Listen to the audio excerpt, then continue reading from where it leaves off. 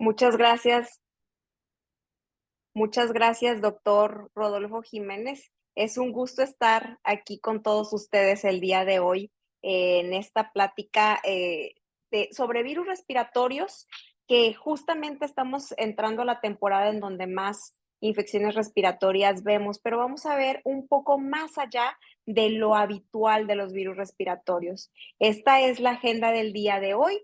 Y vamos a comenzar con mi declaración de conflicto de interés. No tengo ningún tipo de conflicto de interés para esta sesión. Y bien, las complicaciones por los virus respiratorios son muy frecuentes, desde otitis media aguda hasta neumonías, hospitalizaciones, síndrome de estrés respiratorio, muerte, etcétera. Y esto, por supuesto, ocasiona un alto costo en salud, tanto de pacientes ambulatorios como de pacientes hospitalarios. Algunos de los virus más respiratorios más frecuentes son el virus incisional respiratorio, que es comúnmente conocido por la bronquiolitis, es el más frecuente que causa bronquiolitis. Los rinovirus están presentes en niños, en adultos, metaneumovirus, que hace un cuadro muy similar a virus incisional respiratorio, pero suele ser menos severo. Para influenza, el típico laringotraqueitis aguda y en algunos casos, sobre todo por serotipo 3, podemos ver neumonías. Virus de influenza A y B también en adultos y en niños, que esto ocasiona no solo un cuadro de resfriado común, usualmente es un cuadro sistémico, adenovirus con el típico síndrome de faringoconjuntival y los coronavirus que típicamente también dan un cuadro respiratorio alto. Hablando un poco sobre la epidemiología de los virus respiratorios, ¿qué ha cambiado? Ha cambiado muchísimo después de la pandemia, pero como que este año empezamos a ver un poquito más cercano a la normalidad. Por ejemplo, el virus que está presente todo el año prácticamente es el rinovirus y también los enterovirus, pero suelen tener algunos picos en algunas temporadas del año. Los virus que típicamente son invernales es el virus incisional respiratorio e influenza. Aquellos que son otoñales para influenza también y metaneumovirus suele empezar a finales de invierno y principio de verano. Los adenovirus son típicamente presentados en el tiempo, en la temporada de verano. Esta diapositiva me la compartió el doctor Sarbelio Moreno y la voy a usar para ejemplificar aquí algunas enfermedades, algunos cuadros sindrómicos por algunos virus respiratorios. El típicamente con una estacionalidad es el virus incisional respiratorio, junto con metaneumovirus son los que más frecuentemente causan neumonías, otitis medias agudas, bronquiolitis también. Los virus de parainfluenza afectan a la vía aérea media, laringitis, mucha laringitis, sobre todo por el 1, 2 y 3. Y las neumonías también, virus incisional respiratorio y metaneumovirus. Ahora, hablando de fiebre, típicamente los virus respiratorios que más van a causar fiebre, cualquier virus respiratorio puede causar fiebre. Sin embargo, los virus que suelen causar más cuadros febriles son los virus de la influenza A y B y también el adenovirus. Esto principalmente en los adultos, porque en los adultos muy frecuentemente no tenemos cuadros febriles con la infección de algún virus respiratorio, pero estos típicamente sí causan fiebre en el paciente adulto. Hablando de la diversidad de virus respiratorios, hay virus ARN y ADN, como lo sabemos, y estos virus pueden causar inmunidad a largo plazo, como lo son el virus incisional respiratorio, virus para influenza y coronavirus. Estos usualmente infectan varias veces el mismo serotipo al ser humano. Sin embargo, hay otros que producen infecciones usualmente por el mismo serotipo en una sola ocasión. Por ejemplo, los rinovirus, adenovirus, influenza, ecovirus, coxsackie, grupo A, grupo B. La diferencia aquí es que son tantos serotipos que nos podemos infectar una y otra vez de diferentes serotipos, pero suelen dejar inmunidad a largo plazo. Hablando de la epidemiología, justamente con la pandemia, el único virus que no vimos un gran cambio y que seguía habiendo, a pesar de que todos los demás virus no tenían presentación en este tiempo de aislamiento social fue el adenovirus. El adenovirus se atribuye también a las infecciones por este virus, a que no tienen una envoltura y tienen estabilidad ambiental. Entonces, siguiendo, aquí es este en azul, y prácticamente durante la pandemia, como quiera, hubo casos de adenovirus, y más adelante vamos a ver justamente lo que sucedió con influenza en la pandemia. Esta es la curva epidémica de casos confirmados por COVID-19 hasta la semana epidemiológica 38, que fue la semana pasada. Y vemos que en verano prácticamente disminuyó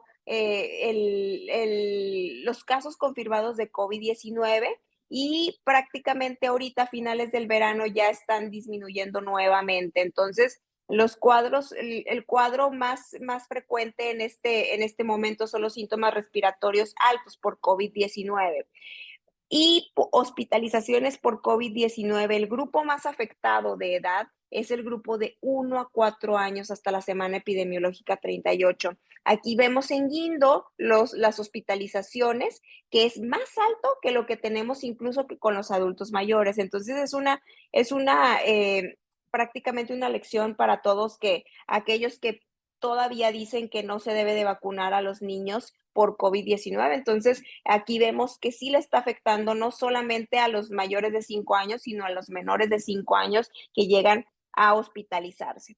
Estas son las variantes de interés, BA2.86 y JN1 actualmente, y las variantes bajo monitoreo, KP2, la JN1.7, KP3, JN1.18, y es justamente la vigilancia epidemiológica que estamos haciendo en este momento. La circulación de virus respiratorios en la pandemia por COVID-19, vemos que especialmente influenza tuvo una caída de manera impresionante. No hubo casos de influenza prácticamente en esta temporada de la pandemia, y comenzaron a haber casos a partir del 2021, 2022. ¿Qué es lo que sucedió con la estacionalidad de influenza? Algo muy curioso: en el 2023 y 2024, la estacionalidad por este virus prácticamente cambió ligeramente, y vimos más casos en la temporada interestacional. Este pico en naranja es el 2023. En verano del año pasado tuvimos muchos casos de influenza confirmados, y este año no se presentó así de esta manera con un pico. Se ha presentado sí con un pico a partir de la semana 30, epidemiológica número 30, pero sigue sostenido los casos por influenza. La principal es influenza AH3N2, como aquí vemos en celeste, y el grupo más afectado de edad en cuanto a los casos confirmados es de 25 a 29 años, como el año pasado también. Este grupo de edad, que si bien no presenta complicaciones en la mayoría de las personas, es el grupo económicamente activo, y por supuesto tenemos pérdida de días laborales, entre otras cosas. Entonces, esto llama la atención, pues el año pasado también fue igual en la temporada interestacional, y hace el llamado de vacunarnos todos, aunque no seamos parte del grupo de riesgo. Estos son los casos y defunciones por influenza en la temporada interestacional, y vemos que en el 2024 ya tenemos más casos de influenza que el año pasado. Como les dije, no solamente hubo un pico y ya el descenso, sino que sigue sostenido en esta temporada interestacional. A partir de la próxima semana es la semana epidemiológica número 40 y empezaremos la vigilancia epidemiológica. En cuanto a otros virus respiratorios, vemos que el más frecuente del verano fue enterovirus rinovirus. No se puede hacer la diferenciación en esta PCR por las características muy homólogas entre ambos virus, pero este prácticamente estuvo presente en todo el verano más que cualquier otro, seguido también de parainfluenza. Aquí tenemos, fue el 51.3% en el verano, y para influenza se nos adelantó un poquito la temporada de otoño. Hemos visto ya muchas laringotraqueitis, y es el segundo lugar en otros virus respiratorios. Hablando alguna peculiaridad entre cada virus respiratorio, por ejemplo, el enterovirus. que es un pequeño RNA de cadena sencilla, que tenemos distintos tipos de enterovirus. Es uno de los agentes causales más frecuentes del lactante febril sin foco. Ocasionan fiebre, muchas ocasiones exantema, y en ocasiones no tenemos ni siquiera ese exantema, y es la causa más frecuente del lactante febril sin foco. Típicamente ocasiona el cuadro llamado enfermedad pie mano boca y también herpangina. Eso es lo que la mayoría de nosotros vemos en la consulta. Sin embargo, también hay casos en donde hay parálisis aguda, encefalitis, meningitis y miocarditis. Lamentablemente, en muchos de estos casos no se estudia con una PCR para enterovirus y no tenemos el agente causal en muchas ocasiones. Entonces, el cuadro típico va más allá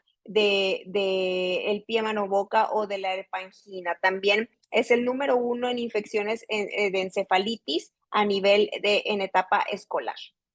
Ahora hablando de otro enterovirus D68. Este es un estudio llevado a cabo en Filipinas entre el 2008 y 2009 en niños que tuvieron neumonía, 816 niños para ser precisos, de los cuales 21 niños se detectó enterovirus D68. Entre esos niños, los síntomas más frecuentes fue tos y datos de dificultad para respirar, tiraje, sibilancias. Algunos de los factores de riesgo para tener enterovirus D68 se encontraron la prematurez, las enfermedades crónicas, inmunodeficiencia, asma y sibilancias recurrentes. Ahora hablando de este mismo virus, pero en el brote que hubo en el año 2014 en Estados Unidos. Este es un estudio en Estados Unidos por neumonía por enterovirus D68, en los cuales llama mucho la atención que en los 36 años posteriores, hasta el 2005, se reportaron únicamente 26 casos, perdón, de neumonías por enterovirus D68 en 36 años. Y en del 2009 al 2013 fueron 79 casos de enterovirus D68 y esto fue en niños. Ahora, también las manifestaciones clínicas que tuvieron estos pacientes fueron similares a las reportadas en el estudio de Filipinas. El dato importante es que también posterior a la pandemia se empezaron a ver más casos en Europa. Entonces, es un dato muy importante para recordar que sí tenemos neumonías por enterovirus D68 y también pueden ser fatales. En cuanto al virus de parainfluenza, el más frecuente que puede causar neumonía es el parainfluenza tipo 3. La mayoría de los virus parainfluenza los tenemos en los primeros 5 años de vida. Ese es el pico entre los 2 y los 5 años de vida. Sin embargo, el virus parainfluenza 3 tiene una presentación más temprana entre los 6 a 2 años de edad. Y ahora pasamos con adenovirus. El adenovirus típicamente causal del síndrome faringo conjuntival que tiene un predominio en verano, que presenta fiebre de alto grado que en ocasiones suele desesperar mucho a los médicos, a los familiares, por la fiebre de alto grado que presenta, dolor abdominal, comúnmente causa adenitis mesentérica y congestión nasal. Este virus se presenta usualmente en grupos cerrados, en brotes, en grupos cerrados como en hospitales, en guarderías, en cuarteles, y hay circulación global de las especies de la A a la F. Más comúnmente se presenta con características más graves en niños menores de 4 años y adultos inmunocomprometidos. En los pacientes inmunocomprometidos puede causar neumonía grave y muerte. Esta imagen que les muestro del lado derecho se observa el típico infiltrado por adenovirus, que es un infiltrado alveolar, no es centrolobulillar, es hacia la periferia y en lóbulos posteriores. Entonces, es muy importante también saber que los serotipos del 1 al 7, 21 y 14 son los que causan enfermedad febril en el adulto. Otra complicación del virus adenovirus es la bronquiolitis obliterante. Este fue un estudio pequeño, una serie de casos llevada a cabo en el Perú del año 2010 al 2020, en los cuales tuvieron 10 casos de bronquiolitis obliterante. La mediana de edad fue de 19 meses y todos los pacientes tenían antecedente de infección respiratoria aguda grave previa. El niño que tuvo la edad más avanzada al adquirir esta enfermedad fue de 48 meses, tenía 2 años al momento que presentó la enfermedad respiratoria aguda grave y todos ellos desarrollaron bronquiolitis obliterante más tarde, semanas posteriores. Un dato también muy importante es que todos tenían serología positiva para adenovirus, compatible con el cuadro previo, perdón, y todos aquellos eran sanos, solamente había una paciente con síndrome Down. Entonces, estos pacientes tuvieron varios episodios de bronquiolitis, de sibilancias, los cuales los llevó a hospitalización y mostramos aquí también, estas son las imágenes de dicho estudio, en los cuales se observa el infiltrado típico también por adenovirus en una bronquiolitis obliterante, algo que muy probablemente esté muy por debajo del diagnóstico subdiagnosticada. Hablando un poquito de influenza, más allá de los grupos de riesgo que ya conocemos, que son los niños menores de 5 años, las mujeres embarazadas, adultos mayores, trabajadores de la salud, las enfermedades crónicas. Lamentablemente, nuestro país es un país en el cual tenemos muchos pacientes con enfermedades crónicas. La población, en reportes, se ha visto que a partir de los 50 años tienen una enfermedad crónica y que por eso se debería de administrar la vacuna de influenza a partir de los 50 años, no de los 60, no de los 65. Sin embargo, la realidad es que hay muchas personas jóvenes, incluso al finales de los 30 y los 40 años, que tienen alguna enfermedad crónica como diabetes mellitus tipo 2. Algunas de esas enfermedades crónicas que ponen en riesgo al paciente son las enfermedades cardiovasculares, las personas que viven con diabetes, personas inmunocomprometidas y personas con enfermedad pulmonar obstructiva crónica. Entonces, nos vamos a basar un poquito más adelante en este grupo de riesgo. Las complicaciones más frecuentes de influenza, como sabemos, son las otitis medias agudas, las neumonías, las coinfecciones por Staphylococcus aureus y también por Streptococcus pneumoniae, las exacerbaciones pulmonares, laringotraqueitis, falla respiratoria, síndrome de distrés respiratorio, incluso la muerte.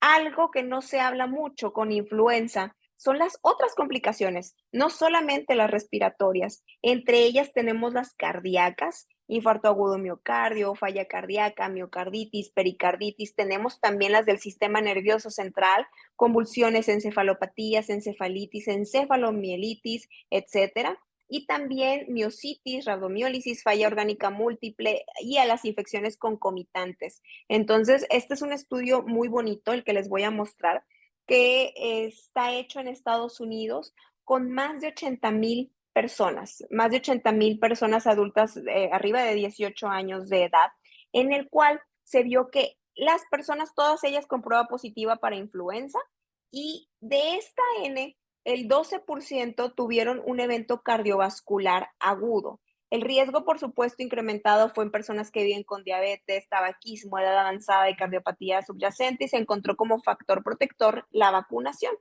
Aquí en esta figura del lado derecho encontramos que lo más frecuente en cuanto al grupo de edad mayor de 85 años son la falla cardíaca y la isquemia aguda al miocardio. Estos son los más frecuentes en mayores de 85 años. Sin embargo, en el grupo de personas jóvenes de 18 a 49 años, las miocarditis agudas es lo más frecuente. Entonces, esto es un dato muy importante con una N muy grande y definitivamente podemos no solamente tener alguna complicación respiratoria por influenza, el síndrome de distrés respiratorio que lleva a una ventilación invasiva y por supuesto con infecciones bacterianas por influenza. Hablando de las personas que viven con diabetes, la persona que vive con diabetes tiene un riesgo mayor de 3 veces para que la hospitalicen y 6 veces más riesgo de muerte que cualquier otro grupo de edad. Entonces, definitivamente es un grupo en el que nos tenemos que enfocar, hablando de pediatría, los niños también que cada vez tienen la población pediátrica, tenemos más diabetes, también tenemos que asegurar la vacuna, incluso aunque no sea de los grupos marcados como de riesgo, menores de 5 años de edad, tendríamos que convencer a los pacientes de aplicarse la vacuna de influenza cada temporada para poder combatir o poder prevenir complicaciones por esta enfermedad. Ahora vamos a hablar un poco de COVID-19 y COVID-19 sigue, ya afortunadamente no vemos tantos casos de neumonías graves, ventilación mecánica, sin embargo, deja otro tipo de consecuencias como el COVID prolongado, también el síndrome inflamatorio multisistémico asociado a coronavirus, que esto afortunadamente después de la vacunación en niños disminuyó de manera muy drástica. Sin embargo, recordamos que en México nuestros niños, la mayoría no están vacunados y podemos seguir teniendo casos por síndrome inflamatorio multisistémico. El COVID prolongado, tenemos una falla multiorgánica, pulmones, tracto digestivo, corazón, cerebro, hígado. Y el mecanismo biológico es que el reservorio viral ahí y puede incrementa la inflamación. Después puede producir autoinmunidad y daño endotelial y finalmente disbiosis. Entonces, todo esto deja secuelas en el cuerpo post-agudas y esto generalmente es después de la semana 12 de que tuvimos COVID-19. Entonces, hay muchos estudios precisamente en este momento para llevar a cabo, para disminuir todo esto de COVID prolongado, todos los síntomas producidos por el COVID-19. Y este es un estudio pediátrico hecho en Estados Unidos, publicado en el MMWR, en el cual se incluyeron 781,000 pacientes de 0 a 17 años que padecieron COVID-19 y 2,344,000 que no padecieron COVID-19.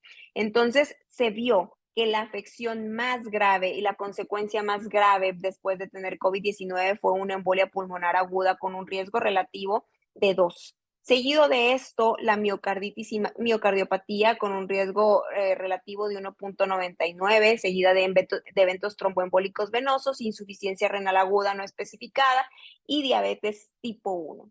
Entonces, todos estos datos son los primeros 5, los que más tienen un riesgo relativo más incrementado. Y esto nos deja, por supuesto, de enseñanza que no es inocuo y que sí afecta a la población pediátrica.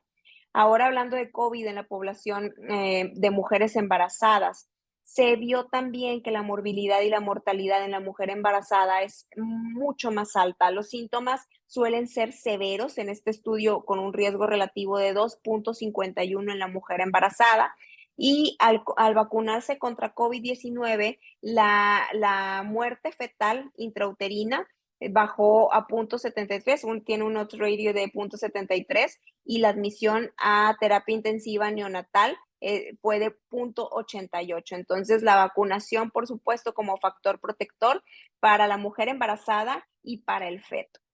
Este es un estudio de cohorte longitudinal madre-hijo, el MommyVax Study, que estudió más de 1,000 participantes del binomio materno-fetal, en el cual se les aplicó vacuna de mRNA en el embarazo y el incremento de 10 veces más de títulos de anticuerpos al nacimiento reduce la infección de COVID-19 en los primeros 6 meses de vida hasta un 73%. Entonces, es una manera el vacunar a la mujer embarazada de tener, de proteger al recién nacido los primeros 6 meses de vida. El booster materno amplifica la protección, por eso está indicada la vacuna durante el embarazo. Y uno de los virus que más cambios ha tenido este el 2023, veíamos muchísimos cambios y muchísima literatura nueva, finalización de estudios, nueva vacuna, anticuerpos monoclonales, es el virus incisional respiratorio.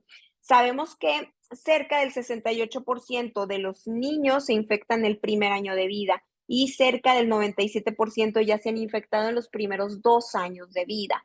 El 2 a 3% de estos niños se hospitalizan y lo que es aquí muy importante es que el 79% de los niños que se hospitalizan son sanos, son previamente sanos. Entonces, esto si bien tenemos factores de riesgo bien descritos para virus sincicial respiratorio, para complicaciones por este virus, las hospitalizaciones en niños sanos son sumamente elevadas. Es la causa más común de infección de tracto respiratorio bajo, sobre todo como aquí vemos en esta gráfica.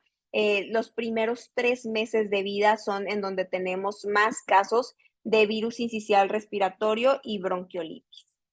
Hablando ahora un poco de los adultos. En los adultos, creo que en los años pasados no se le daba tanta importancia porque en la mayoría de los casos presentan infecciones respiratorias asintomáticas o leves por virus sincicial respiratorio. Sin embargo, sí se puede conducir a condiciones graves como infección del tracto respiratorio inferior en el adulto mayor, exacerbación de ciertas comorbilidades y también complicaciones cardiovasculares que nos llevan a hospitalización, incluso a la muerte.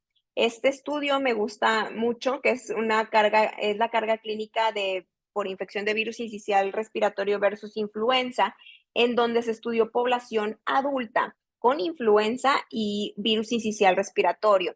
Las complicaciones en las vías respiratorias inferiores, este naranja es por BSR, fueron en un 52.5% de los pacientes captados por este virus. Y el de influenza, las complicaciones de vías respiratorias inferiores fueron de 49.7%. La sobreinfección bacteriana fue más frecuente en este estudio por influenza en un 38.6% y a diferencia de virus incisional respiratorio un 36.6%, las complicaciones cardíacas en este caso fueron más en virus incisional respiratorio y las muertes durante la hospitalización también fueron más altas en virus incisional respiratorio. Definitivamente esto es información que sigue saliendo día con día, que le da una importancia especial a la niñez y también al adulto mayor que se infecta por virus incisional respiratorio. 10 a 30% de los adultos hospitalizados con virus incisional respiratorio tienen una coinfección bacteriana en el tracto inferior. Esto es muy importante porque siempre hemos creído que influenza es el más frecuente, el típico que tenemos coinfecciones bacterianas, pero ya se vio que también el virus incisional respiratorio es una causa frecuente de coinfecciones bacterianas y el patógeno aislado más común es Streptococcus pneumoniae. Y hablando de complicaciones cardiovasculares también en el adulto mayor, este es un estudio canadiense, esta figura del lado izquierdo, en donde se llevó a cabo la vigilancia posterior a detectar un virus respiratorio. En este caso, tuvieron eventos de infarto agudo a miocardio los 7 días después de la infección viral, número 1 por influenza y número 2 por virus sincicial respiratorio. Sin embargo, ya hay nuevos estudios en Estados Unidos en donde los pacientes hospitalizados por virus sincicial respiratorio tienen más eventos cardiovasculares que aquellos pacientes con influenza. Entonces, todavía esto nos falta mucha más información para ver cuál es el virus que más puede causar eventos cardiovasculares o complicaciones cardiovasculares. Sin embargo, ambos los presentan. Entonces, ambos virus pueden tener tanto neumonías como eventos cardiovasculares y también exacerbaciones por EPOC y asma. Se ha estudiado mucho exacerbaciones de EPOC y asma en los que se ha detectado que el BCR, el virus incisional respiratorio, está en un 10% de las exacerbaciones agudas por EPOC y también que representa un 11.4% de las hospitalizaciones por EPOC y un 7.2% de hospitalización en pacientes con asma.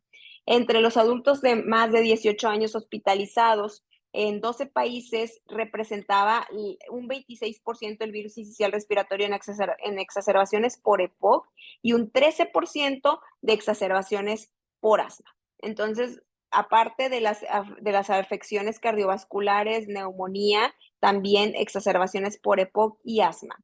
Algunas otras complicaciones como la otitis media aguda, usualmente por virus respiratorios es la causa más frecuente de complicación, como bien sabemos, pueden ser varios patógenos los involucrados y tenemos algunos virus respiratorios que comúnmente causa la otitis media aguda, como es el BCR, el virus de parainfluenza, influenza enterovirus, adenovirus, típicamente también metaneumovirus actualmente, y usualmente se coinfectan entre virus y bacterias. En un 65% en este estudio fueron las coinfecciones que tuvieron virus, bacteria. Entonces, es una causa muy frecuente, y también la rinosinusitis.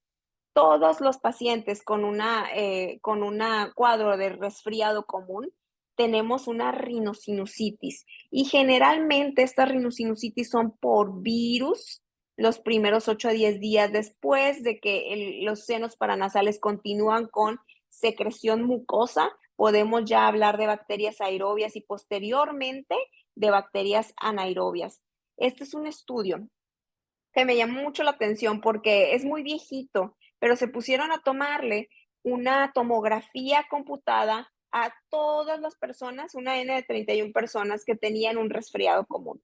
Se les hizo una tomografía antes y una tomografía después del cuadro respiratorio alto.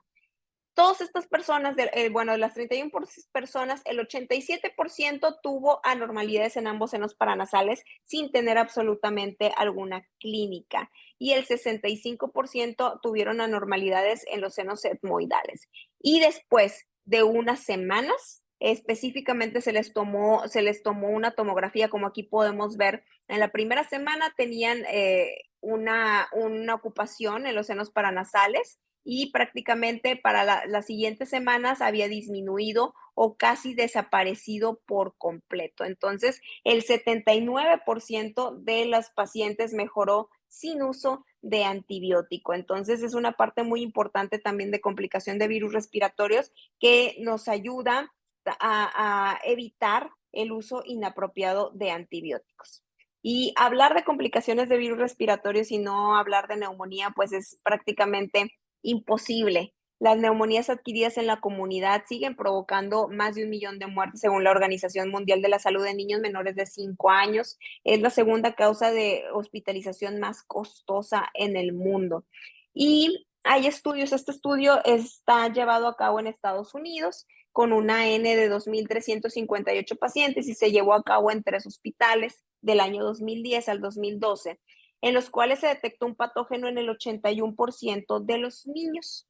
Y de estos, 2/3 de las neumonías fueron por virus, el 66% fueron por virus. Entonces, aquí tenemos en esta primera figura, en azul fuerte, los que se detectaron únicamente un patógeno viral. Y ya después tenemos las coinfecciones bacterianas y virus, y lo más frecuente fueron coinfecciones. Número 1, un solo virus, y después las coinfecciones virus. También aquí en esta segunda gráfica observamos que el patógeno más detectado en este caso fue el virus sincicial respiratorio y el rinovirus humano. Entonces, estos dos fueron los más detectados en neumonías en niños. Sin embargo, si ya lo queremos ver por el grupo etario, observamos aquí en rojo que es el virus sincicial respiratorio el causal de la mayor parte de las neumonías en niños menores de 4 años. Aquí menores de 2, aquí menores de 4 años. Y después de esto es el rinovirus humano, y en niños de 5 a 9 años de edad, en este estudio, el rinovirus humano ya de 5 a 17 años fue el más frecuente. Entonces, sincicial respiratorio y rinovirus humanos arrojó en este estudio llevado a cabo en Estados Unidos.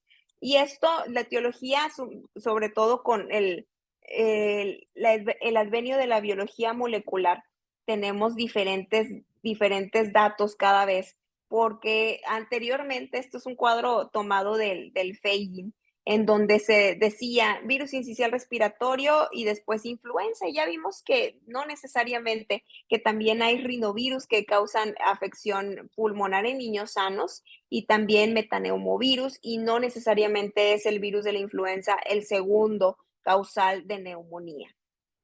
Este es en adultos. El mismo estudio llevado a cabo en Estados Unidos con 2.259 adultos en 5 hospitales, llevado a cabo del 2010 al 2012, fueron 853 pacientes con detección de un patógeno y 966 patógenos detectados, algunos que tuvieron coinfecciones.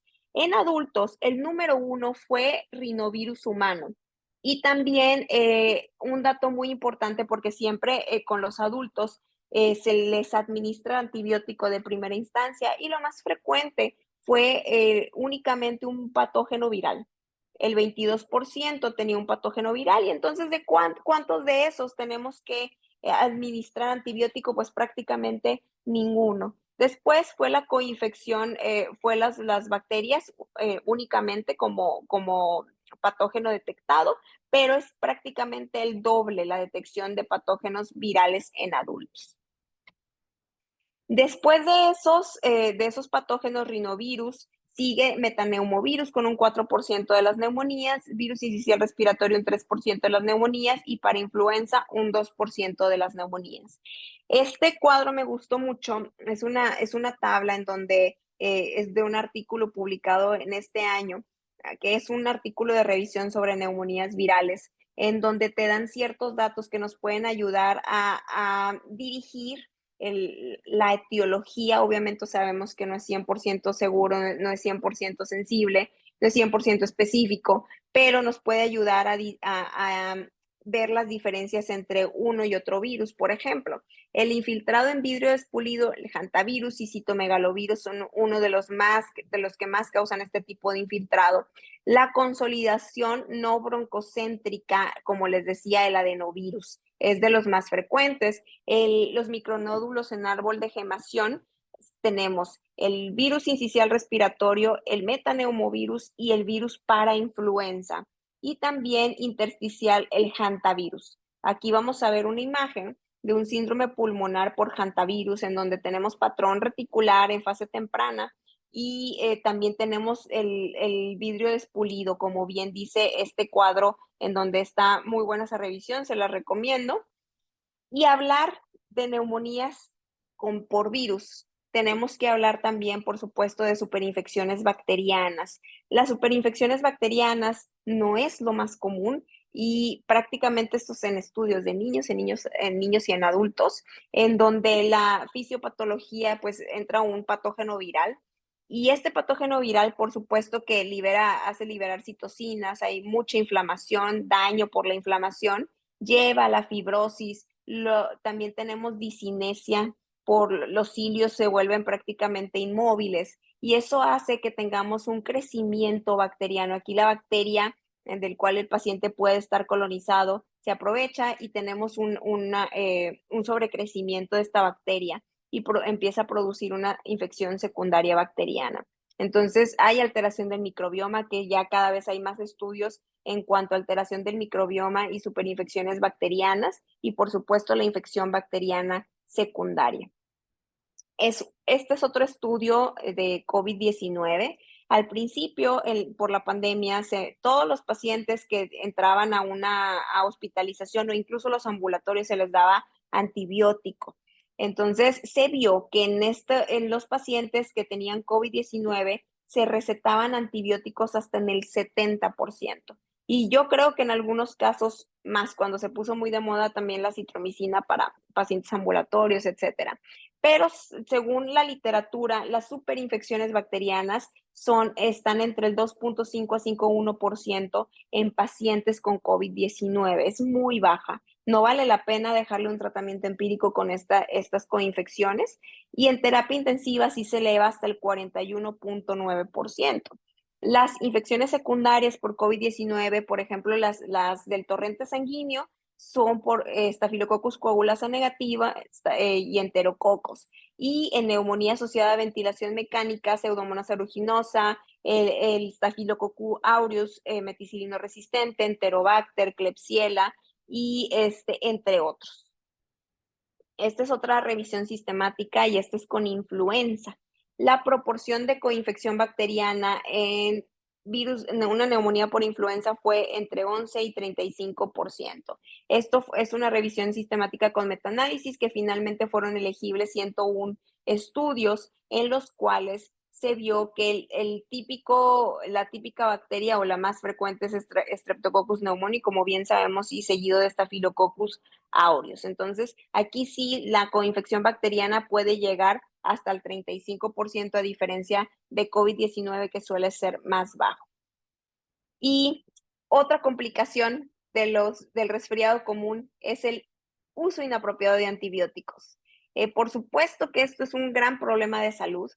Aproximadamente 25 millones de personas buscan atención médica por un cuadro respiratorio alto, y 30% de estas visitas resulta en prescripción de antibióticos. Entonces, es muy importante saber también que la mitad de todos los medicamentos se prescriben de manera inadecuada, y la mitad de las personas que toman estos antibióticos los dejan de tomar correctamente. Y que en los primeros 5 años de vida se presenta la mayor exposición de antibióticos que toda la vida. Entonces, esto es muy importante porque nuestros niños, que deberían de tener, porque la mayoría de las infecciones en la etapa pediátrica, menores de 5 años, son virales, no deberían de tener este tipo de exposición a antibióticos. Otro estudio también llevado a cabo en México, que es viejito, pero es de la información que tenemos actualmente para saber cuánto se prescribe los antibióticos. Se vio que entre un 60 y 80% de las enfermedades diarreica aguda y las infecciones respiratorias altas se llevan antibiótico. 60-80%, cuando para las infecciones, la enfermedad diarreica aguda, el 90% son virales. Para las infecciones respiratorias agudas, el 95% son virales. Y aparte de esto, solo estaba justificado entre el 10 al 15% el uso de antibiótico. Se reveló también en este estudio que, además de que no estaba prescrito de manera adecuada, no se usó el tipo de antibiótico adecuado ni la dosis adecuada, y la duración fue incorrecta. No solamente es identificar el tipo de antibiótico que se va a administrar, sino que todo esté consultado con la dosis y también la duración correcta. Y entonces esto es un gran problema de salud, porque los médicos de primer contacto tenemos que estar enterados y saber este tipo de datos, y sobre todo hacer una estrategia para evitar el uso inapropiado de infecciones respiratorias, para diseminar con todos los médicos de todas las áreas, no solamente nosotros los infectólogos, sino también médicos generales, médicos familiares, internistas y demás. Nosotros los infectólogos pediatras somos los que más vemos infecciones respiratorias altas, y tenemos que hacer esta parte de la enseñanza para evitar el uso inapropiado de antibióticos, con este tipo de cuadritos, un poquito más de enseñanza en cuanto a diferenciar cuándo es una bacteria, cuándo es un virus. Aquí, por ejemplo, es cómo diferenciar la faringitis viral de la bacteriana. Prácticamente la edad, como bien sabemos, explicarlo como la edad, y también la ausencia de rinitis, conjuntivitis, diarrea, el estridor laringio, también nos puede llevar a una infección bacteriana. Y también el enfocarnos en que hay algunos virus, como el adenovirus, que tenemos lesiones faringias foliculares, y los síntomas nasales no están presentes en infecciones bacterianas respiratorias. Son más que nada en parainfluenza, sincicial respiratorio, rinovirus, metaneumovirus. Y otra también muy importante, estas piezas claves para hacer la diferencia entre todos nuestros médicos y evitar el uso inapropiado de antibióticos. Por ejemplo, en Streptococcus pyogenes es importante hablar de la adenitis cervical, el rash escarlatiniforme, las petequias en el paladar, el exudado, los enterovirus con las placas, las úlceras, las vesículas en la faringe posterior, a diferencia, por ejemplo, de herpes simple, que tenemos estomatitis, que generalmente son úlceras y lesiones en la parte anterior, y adenovirus, que también, por ejemplo, a pesar de la fiebre de alto grado, no es necesariamente fiebre de alto grado el tener una infección bacteriana. Que virus como el adenovirus te puede dar ese exudado, te puede dar conjuntivitis y te puede dar fiebre alta por más de 3 a 5 días. Entonces, esto es importante también para nosotros, y sobre todo llevar a cabo la educación para evitar el uso inapropiado de antibióticos. Muchísimas gracias por su atención. Quedo aquí al pendiente si hay alguna pregunta. Muchas gracias, doctora Vaquera. Este, pues muy interesante su charla, y sobre todo porque también estás metiendo la parte de que los virus respiratorios no solamente causan síntomas respiratorios, que es algo que se ve a partir de COVID-19, sino también dan síntomas sistémicos, ¿no? Creo que ese fue uno de los mensajes de la charla. Y entonces, en este sentido, ¿nos podrías comentar brevemente si las estrategias de inmunización también afectan o previenen estas complicaciones a mediano y a largo plazo, o incluso agudas, como puede ser el infarto agudo al miocardio o los eventos vasculares cerebrales? Y si le puedes dar una magnitud, pues también comentarla. Sí, claro, definitivamente. La mayoría de los virus respiratorios no tenemos alguna estrategia de vacunación. Sin embargo, cada vez es más. Para el virus de la influenza está muy comprobado la disminución del riesgo en cuanto a hospitalizaciones, complicaciones, muerte y también, sobre todo en la mujer embarazada, en la protección al recién nacido en los primeros 6 meses de vida y el evitar las muertes fetales. Hay muchos estudios también que nos enseñan que las personas que viven con diabetes disminuyen. De hecho, en la diapositiva que puse, que no lo mencioné, cómo disminuye las comorbilidades, las complicaciones con una persona que vive con diabetes que se vacuna.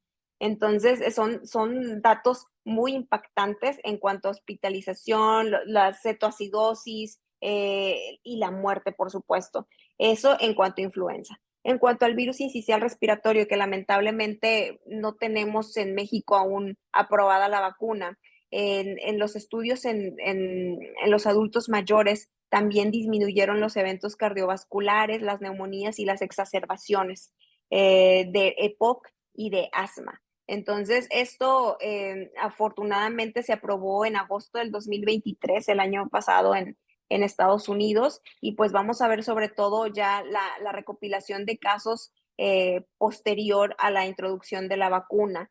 Otra que no hablé porque no es justamente como el beneficio en la mujer embarazada, pero sí para el recién nacido, es de los anticuerpos de la vacuna contra virus incisional respiratorio durante el embarazo. Esta vacuna, por supuesto, no va a ser gran. En la mujer embarazada no es el foco, no es el target, pero sí al recién nacido, en donde podemos también evitarle hasta 180 días evitar complicaciones e infecciones por virus incisional respiratorio en los primeros 180 días. Se aplica en los primeros 6 meses de edad y esto, por supuesto, es una labor preventiva. Fuera de influenza y virus incisional respiratorio, pues prácticamente los otros virus no tenemos muchas opciones, ¿verdad? En cuanto a prevención, más que prevención por gotas, que ahorita ya prácticamente lo hacemos solamente con algunos pacientes. Ok, y oye, hoy salió una noticia de Cofepris que ya se incluyó, ya se aprobó una de las vacunas de RNA mensajero para niños de 6 meses a 5 años. Y entonces la pregunta de los papás, la pregunta del paciente de primer contacto, dado que ya va a estar, ya van a estar disponibles o van a seguir disponibles estas vacunas actualizadas. ¿Cuál va a ser la recomendación para los que no se han vacunado y cuál va a ser la recomendación para los que sí están vacunados con alguna dosis de RNA mensajero para los niños? Bueno, la recomendación son 2 dosis de vacuna contra contra COVID-19 y el booster. Aquí la cosa es que también ver cuál es la vacuna que vamos a tener disponible, ¿verdad? Y la vacuna que vayamos a tener disponible, si es un niño que no tiene ninguna aplicación de vacuna, entonces le vamos a dar el esquema primario. Si es un niño que previamente tiene ya vacunas contra COVID-19, entonces solamente le vamos a dar el booster con la cepa, con la variante que tengamos que nos llegue a México. Entonces, esa sería la indicación y maravilloso, esperemos que la podamos tener pronto. Ok, y ya digo, ya básicamente para cerrar la sesión tenemos unos 3 minutitos más.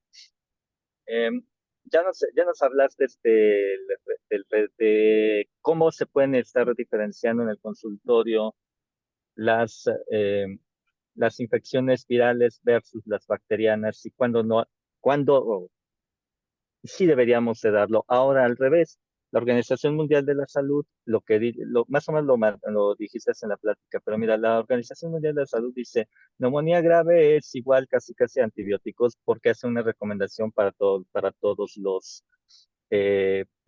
países. Sin embargo, en México y sobre todo para los especialistas en pediatría, creo que sí deberían de intentar hacer la diferenciación, aun cuando tengan no tantos recursos, entre una infección viral y una bacteriana. ¿Les podrías dar una recomendación así muy cortita, como con qué datos decir, esta es una infección claramente viral y esta no requiere antibióticos? Claro, las infecciones virales usualmente, por ejemplo, voy a poner el ejemplo de influenza. Tenemos un cuadro clínico de influenza, una neumonía por influenza. Lo usual es que tengamos inicialmente la neumonía por el mismo virus de la influenza. Entonces, los primeros 5 suele ser esta típica neumonía que no tendríamos por qué poner antibiótico. El infiltrado intersticial, por supuesto, nos ayuda no tener datos de consolidaciones. A partir aproximadamente del quinto día posterior a tener al cuadro de influenza, es cuando empezamos a ver las coinfecciones bacterianas, que ya participa todo este cuadrito que les presenté de las superinfecciones o coinfecciones bacterianas, en donde ya empieza a haber daño de los cilios, empieza a haber fibrosis y ahí es donde las bacterias se aprovechan. Generalmente, los primeros 5 días del cuadro respiratorio, bueno, del cuadro neumónico, el paciente se encuentra con datos clínicos de neumonía, pero cuando comienza a haber una infección bacteriana, empezamos a ver que estos datos se exacerban. Comienza a haber más fiebre, comienza a haber deterioro ventilatorio en el caso de los pacientes que tenemos con ventilación mecánica invasiva o no invasiva. Entonces, tenemos este cuadro de deterioro posterior a algunos días que se presentó el virus. Eso es algo así como a grandes rasgos. También puede haber cambios en la biometría hemática, no es totalmente sensible ni específico, pero podemos observar algunos cambios en la biometría hemática en estos casos. Para cualquier otro virus, para adenovirus, etcétera, no es lo principal. Por ejemplo, los más estudiados que sí pueden presentar esto es BCR e influenza, pero para los otros virus no es lo más común. Entonces, todavía si para COVID-19 es máximo un 5% de coinfecciones bacterianas, para los otros prácticamente no va a haber, es mucho más bajo que eso.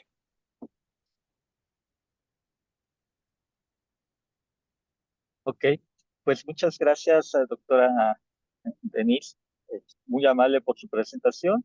Este, pues no me queda más que despedir la sesión. Fue una sesión que hablamos sobre los virus respiratorios, sobre el impacto que hablaste sobre el impacto que están teniendo desde el punto de vista epidemiológico en las infecciones de vías respiratorias, pero también en los procesos largos o en los síntomas largos o prolongados que están ocasionando estos, su carga de la enfermedad. Y creo que algo desde el punto de vista práctico que vale la pena que si queda alguna duda o demás, vayan a YouTube donde queda grabada la plataforma, le puedan tomar una captura de pantalla, sino a las bibliografías que tú mencionaste, para que desde el punto de vista práctico, cuando no utilizar antibióticos en infecciones de vías aéreas superiores, que es prácticamente la totalidad de ellas.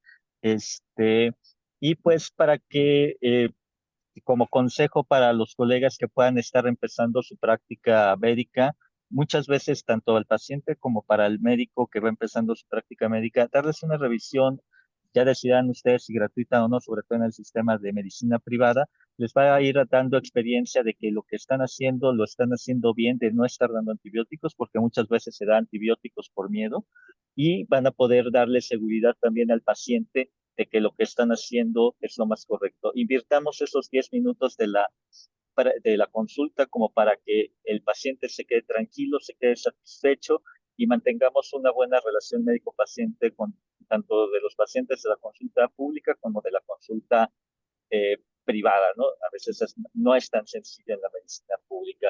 Y pues, muchas gracias, Denise, nuevamente. No me queda más que despedir la transmisión. Gracias por supuesto, a todos los que se conectaron. Y pues nos veremos en un